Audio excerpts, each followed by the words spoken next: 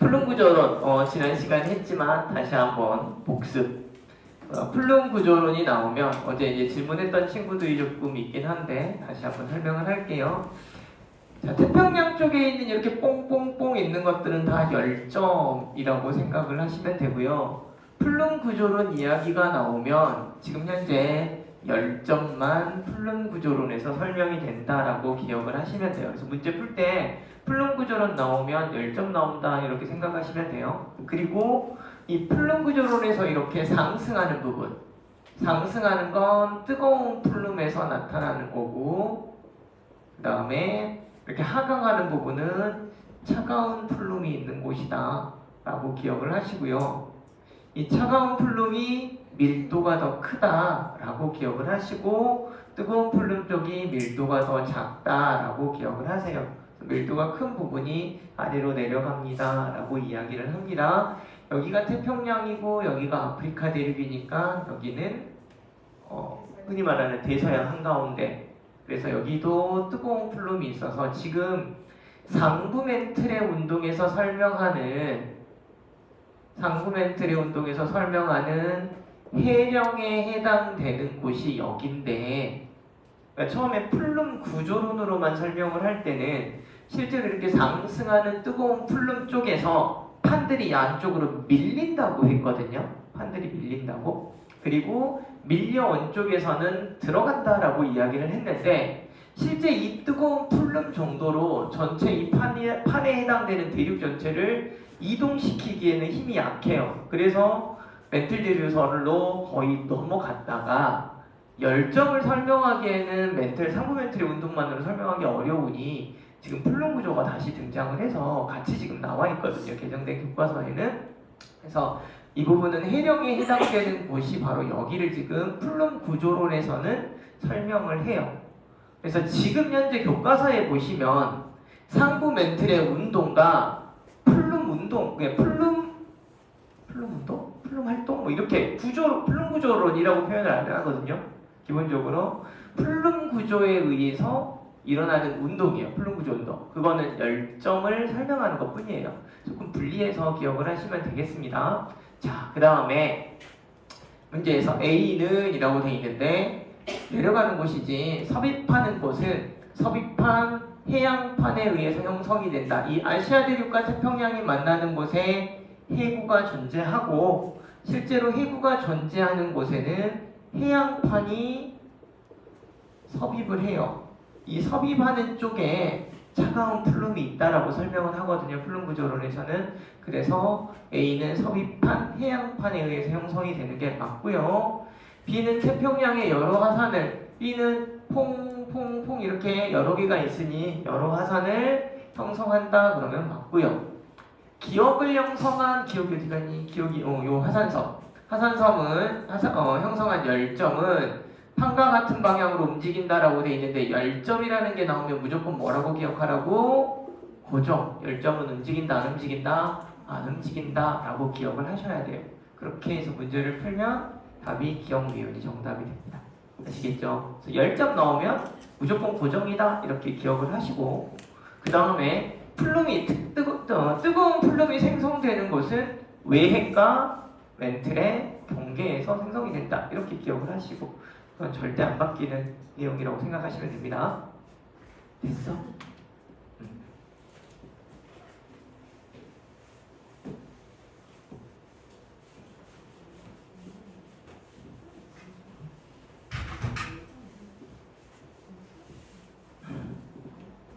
다음에 6번. 응? 뭐라고? 아니 4번.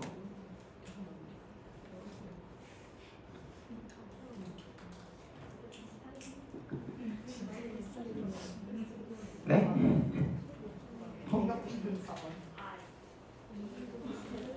비슷했다고? 그림이? 왜냐면 그림이 4번이 완전 길어. 둘 다 길고 얘도 심지어 같은 동그라미 위에 비슷해서 2번 줄 알았는데 더 미칩니다. 어떻게 이상하게 뽑히지? 신기하네. 다시 뽑아볼게요. 그럴 리가 없는데. 저 이래 혹시 그거 뽑은 거 아니야? 12학년도 그걸 했군요. 나는 보낸 적이 없는데. 신기한 아이들이네. 자, 4번 보겠습니다. 퇴적암 형성되는 과정이 어떤 책엔 보통 속성작용 이렇게 써놨는데 어떤 책에는 고화작용이라고도 써요. 돌덩어리 되는 작용. 퇴적암이 만들어지는 작용은 퇴적물이 운반되고 그러니까 이 운반되는 퇴적물은 세설물을 말합니다. 세설성 퇴적암에 대한 이야기예요. 운반되고 그 다음에 쌓임이 퇴적이죠. 운반된 후에 퇴적되고 나서 그 다음이 다져짐 작용 또는 다짐 작용이라고 이야기돼요. 꾹꾹 눌러지는 작용. 이거는 뭐가 증가하는 거야? 압력이 증가하니까. 그리고 나서 교결 작용. 이 교결물이 어딘가에서 나와서 붙어. 근데 이 교결물이 본딩 역할을 시멘테이션이라고 이야기할 때 붙으려면 열이 살짝 있어야 돼. 열과 압력이 작용했을 때 일반적으로 퇴적이 만들어져요. 그리고 나면 퇴적암이 돼요. 그러니 퇴적암이 형성되는 과정이니까 얘네들 중에 하나겠지. 자, 그래서 퇴적암이 형성되는 과정 중에 지금 이거는 누가 봐도 입자 크기가 2mm인 정도 퇴적물 250ml에다가 물 250ml 넣었어. 그래서 물의 높이가 퇴적물의 높이가 같아질 때까지 넣는데 그 다음에 꾹 눌러. 원형판 하나를 가지고 압축이라고 하는 건 뭘까? 꾹꾹 누르는 거지. 지금 다져짐 작용에 대한 설명을 하고 있는 거예요. 무슨 말인지 이해됐죠? 그래서 이거는 다져짐 작용에 대한 설명이다. 여러분이 그렇게 해석을 하시면 되고, 자, 그 다음에 너무 쉬워요. 이 문제가 왜 쉽냐면 산수. 되게 어려운 게 있어. 원형판 한 개였을 때 추출된 물의 부피가 이거고 처음에 좀 많이 나와요. 그 다음 이제 2개 누르면 조금 나오고 아무튼 조금씩 안에 있던 물들이 밖으로 빠져나온다는 이야기예요. 꾹꾹 눌렀더니. 그러니까 왜 그런 일이 생기냐면 일반적으로 퇴적물이 입자들이 쌓여있을 때 대충 쌓여있을 거 아니에요. 이렇게. 여기가 공극이에요. 공극. 그러니까 여기가 조금 간격이 넓게 있다가 꾹 누르면 여기 간격이 좁아지겠지. 그러니까 이 좁아지는 만큼 밖으로 물이 빠져나오는데 그 다음에 똑같은 힘으로 눌러도 좁아진 상태니까 많이 안 좁아진단 말이야. 그 다음부터 나오는 양은 조금씩밖에 안 나온다는 이야기예요. 그래도 조금이라도 누르면 나오긴 나와. 근데 처음에 비하면 좀 덜 나와. 그런 말들을 쭉 써놨어요. 여기까지 이해됐죠? 그래놓고 봅시다. 다짐작용은 기억에 해당된다. 맞죠? 그 다음에 나의 원통 속에 남아있는 물의 부피가 얼마냐? 라고 배우는데 문제 보면은 둘 다 250ml 퇴적물에다가 250ml를 넣었는데 추출된 물이 100이야. 남아있는 물은 얼마일까? 150. 아니 물 250 넣었는데 100이 빠져나왔대잖아. 그럼 남은 건 얼마겠어? 150. 얘네들이 무슨 소화시키는 것도 아니고 담고 있다가 옆으로 빼준 거잖아. 근데 원통 속에 남아있는 물이면 이거 위에 여기 안에 지금 위로 올라오는 거 아니에요? 실험했을 때 누르면 이게 누르면 이 밸브로 빠져나오는 걸 체크를 하는 거니까. 일부러 나오는 거죠? 이게 추출된 물은 여기 빠져나온 걸 말하는 거죠. 그죠? 그 다음에 원형판 개수가 증가할수록 단위 부피당 퇴적물의 입자의 개수는 어떻게 증가하겠지? 아까 요랬는데 내가 원형판의 개수라고 하는 거 이게 압력을 증가시키는 판의 개수잖아. 이걸 꾹 눌러준단 말이야. 그럼 얘가 이렇게 눌리겠지. 입자는 그대로 있는데 눌리기만 하잖아. 그러니까 부피는 줄어드는데 입자 개수는 여전히 똑같지. 그러니까 단위 부피당 입자의 개수는 오히려 증가하는 거죠. 공간이 좁아지니까. 그죠? 왜냐면 퇴적물의 입자가 어딜 가진 않아. 공급만 좁아지기 때문에. 그래서 맞는 말이에요. 괜히 표도 나오고 그 시험도 나오고 하니까 어려운데 그냥 풀어요. 알겠죠? 쉽죠? 수능에서 이런 거 나왔어요. 벌써 2문제 맞췄겠지. 작년 수능 거. 아니야? 작년 수능이에요. 벌써 5점 맞춘 거예요. 5점. 자 7점 맞아봅시다. 6번.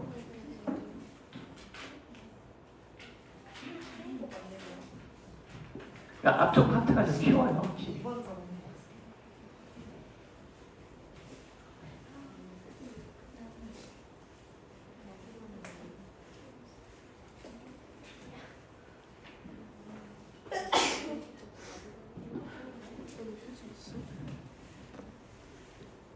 자, 누가 여기다 그려놨는데 이 그래프예요.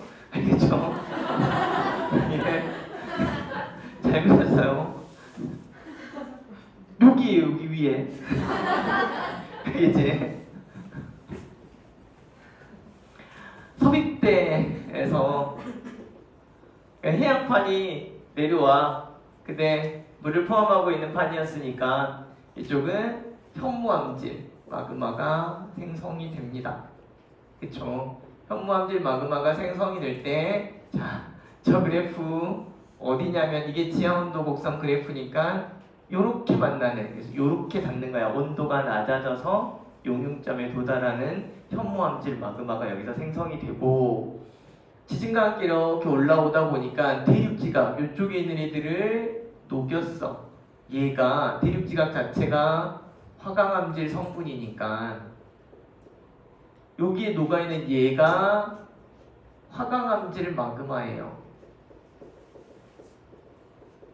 왜? 뜨거운 애가 올라와서 여기를 가열을 시켰어. 그 그래프는 여기 온도가 상승. 원래는 땅이었는데 온도가 상승해서 용융점에 닿아서 마그마가 된 거야. 그러니까 여기는 원래는 지각이었는데 따뜻한 애가 뜨거운 애가 올라와서 여기를 녹인 거지. 온도가 상승. 이렇게 만들어진 화강암질 마그마예요. 그래서 여기 있는 현무암질 마그마랑 섞여서 가끔 이렇게 기어 올라오는 이 B가 안산암질 마그마예요. 이해되셨죠? 자, 그런데 A라고 하는 건 마그마가 분출됐지. 그러니까 A에 있는 암석은, A라고 하는 건 화산의 표면에 있잖아. 얘는 화산암이에요. 화산암. 화산암 또는 분출암. 오케이? 얘는 화산암이고 분출암이면 냉각 속도가 빠르지. 냉각 속도 빠름. 냉각 속도 빠르면 입자의 크기가 작아요. 세립질. 그래서 틀렸어요. 조립질은 심성암에서만. 오케이? 기억이 틀렸네요. B에서 안산암질 마그마가 생성될 수 있지.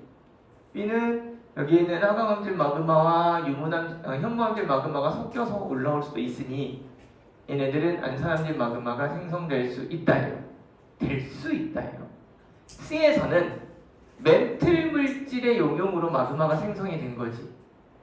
자, 여기서 얘는 화강암질 암석의 용융 곡선이고 얘는 물을 포함한 멘틀 물질의 용융 곡선이고 얘는 이렇게지. 물을 포함하지 않은 멘틀 물질의 용융 곡선이에요. 근데 둘 다 현무암질인 거였고, 책에 보면 현무암질이라고 처음에 안 써놓고 보통 물을 포함한 멘틀 물질의 용융 곡선, 물을 포함하지 않은 멘틀 물질의 용융 곡선이에요. 그죠? 그게 멘틀이란 말이야, 여기는. 그죠? 그래서 멘틀 물질의 용융으로 마그마가 생성이 된다가 맞아요. 자, 어머니. 쉽지? 안 틀릴 거 아니야. 우선 기억이 틀린 건 확실히 알겠지? 아닌가? 이거는 기억합시다. 여기 안쪽에서 굳어진 아이들은 심성암이니까 얘네들은 심성암, 냉각속도 느림, 그래서 조립질. 조립질이 입자가 조성돼서 만들어진 결정이에요. 입자가 만들어지려면 냉각속도가 느려야 천천히 입자가 만들어지는 거예요.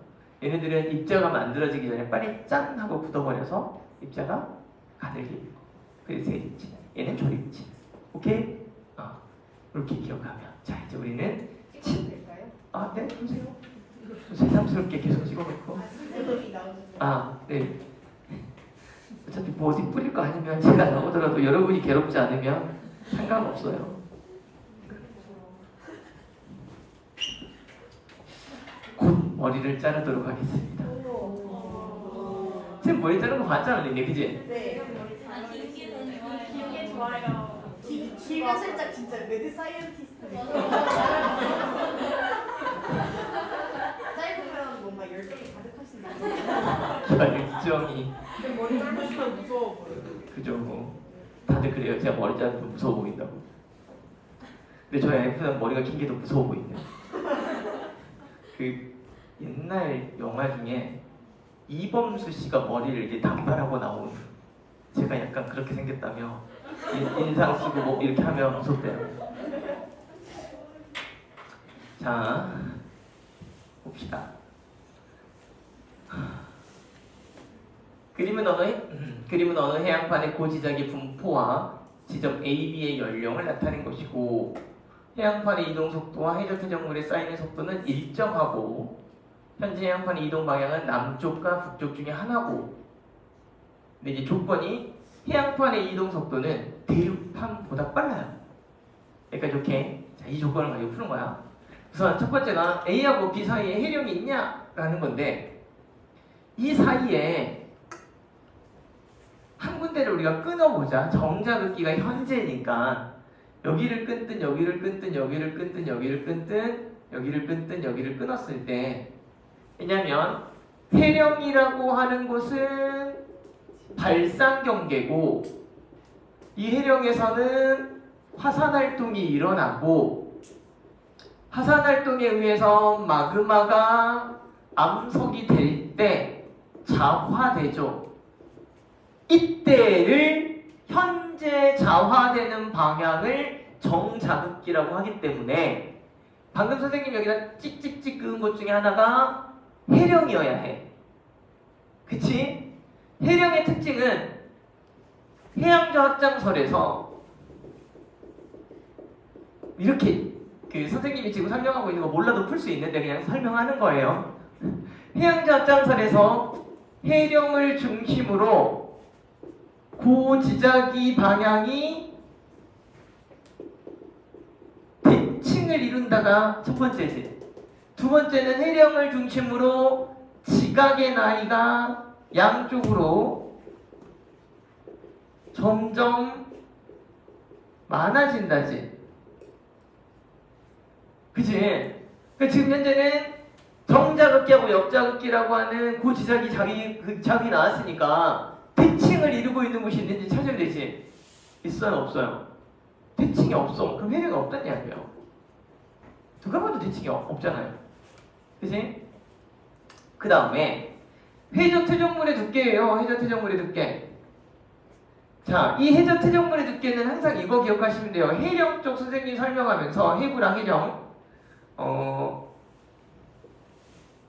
여기 지각의 나이가 어때요? 해령 쪽은 젊고요. 이쪽 해구 쪽은 지각의 나이가 많지. 두께는, 해저 퇴적물의 두께는 이쪽이 얇고 이쪽이 두껍다 그랬지. 시간이 지날수록 많이 퇴적될 거니까 수심은 깊어지고, 그러니까 나이가 많은 쪽이 이쪽이죠. 이쪽이 나이가 적지. 이쪽이 더 두꺼워요. 그래서 A가 B보다 두껍다 그러면 맞아요. 오케이? 이거 기준으로 그냥 딱 풀면 돼요. 그 다음 이제 이동 방향인데, A의 이동 방향이거든요. 남쪽이다 라고 되어 있는데, 이게 나이를 가지고 이쪽이 오래됐으니까 이렇게 저렇게 막 푸는 게 아니라, 해양판의 이동 속도가 대륙판보다 빠르지. 얘가 빨리 가버리면 남쪽으로, 이것 말대로 얘는 느리게 오지. 그럼 여기는 무슨 경계가 돼요? 발상 경계가 돼요. 근데 누가 봐도 대륙판과 해양판이 만난 여기는 무슨 경계야? 수렴 경계란 말이야. 그치? 그러니 얘가 어쨌든지 간에 이쪽으로 와야 돼요. 대륙판이 이쪽으로 오든 이쪽으로 오든 상관하지 않고 얘가 이쪽으로 오면 여기는 무조건 수렴이 돼요. 선생님이 수렴 경계를 두 가지로 설명을 했어. 수렴 경계에서 나타나는 판의 이동 방향은 실제로 양쪽 방향이 되거나, 앞서가는 판의 이동 속도보다 뒤쫓아오는 판의 이동 속도가 빠르면 이것도 수렴 경계라 그랬지. 이해되세요? 그러니 얘가 해양판이 북쪽으로 이동하고 있는데 해양판이 대륙판보다 이동 속도가 빠르니까 대륙판이 이쪽으로 가도 수렴 경계고 이렇게 가도 수렴 경계야. 그러니 해양판은 반드시 어느 쪽으로 가야 된다? 이쪽으로 가야 돼요. 오케이? 이렇게 해서 답은 니은만 답이에요. 이것도 쉽죠? 요거 생각나세요? 고지자리 방향 대칭 해양잠장 서식 두 가지. 이거 알면 기억은 무조건 틀렸다고 우리가 볼 수 있고, 니은은 이거 기억나죠? 선생님이 해령과 해구 두 개 비교해가지고 설명. 요거랑 지각의 나이, 두께, 그 다음에 수심이 얕고 수심이 깊고, 요거 생각하면 니은 풀 수 있고, 그 다음에 디귿은 요거 수렴 경계가 여기서 이렇게 나와요 라고 하면 디귿도 풀 수 있고, 그죠? 물론 기억이 나야 풀어요. 알겠죠? 이렇게 하면 이거 3점짜리인가요? 네, 10점을 맞추셨습니다. 이제 이게 50점 만점이죠? 아니? 맞나? 네, 50점 만점. 10점 많이 맞았네요. 알겠죠? 자, 됐나요? 그러면 제가 3개 풀어드렸죠, 모의고사. 그림은, 그러니까 여기 모의고사에 있는 그림도 활용을 해서 선생님이 문제를 낼 거고요. 그리고 교과서에 있는 그림, 그 다음에 교과서 선생님 설명했던 거에 부합하는 그림들을 가지고 출제를 한번 해보도록 하겠습니다. 됐나요? 질문. 알겠구나. 네. 튀어나와 있는 건 뭐야? 어? 튀어나와 있는 거. 이거요? 몰라요. 뭔지. 저기 해령이라고 생각을 하면 양쪽이 대칭이 되면 되거든요. 근데 양쪽이 대칭이 안 되니까 이거는 무슨 저거일 때 수심이 얕은 곳이면 그 열점, 화산성 이런 거 이렇게 생각하시면 되지 않을까. 뭐 이렇게 해석해봅니다. 해구 있잖아요. 선생님 해구 아니에요? 해양판이 있고. 네, 맞아요, 해고요. 근데 그러면 해구는 그냥 해산물 두께가 더 두껍다 해가지고 풀면 틀리잖아요. 여기에는. 그죠. 여기에서는 지금 여기가 해구는 아니니까 나이만 가지고 풀어야 돼. 나이만. 여기서 왜냐면 지금 얘가 이쪽으로 가고 있잖아. 이쪽이 해령이 이쪽에 있었단 말이야. 해령이 이쪽에 있었는데 지금 얘가 지금 먹혀 들어간 거예요. 여기까지. 무슨 말인지 이해됐어요? 이쪽이 나이가 젊으니까. 그러니까 이쪽은 해구 쪽에서 이쪽이 쭉 오고 있는 거고. 더 멀리 가자면. 그러니까 이건 나이만 가지고. 그러니까 이걸 선생님이 설명했던 이유는 가장 여기에서 해구까지 가지 않더라도 지각의 나이가 많아지면 많아질수록 퇴적물의 두께가 두꺼워진다는 걸 설명을 해주는 거예요. 여기는 이쪽이 나이가 젊다는 건 이쪽 어딘가에 원래 해령이 있었는데 거기에 대력판이 있어서 잡아먹히지 않았냐 이렇게 해석해 볼 수 있습니다. 오케이?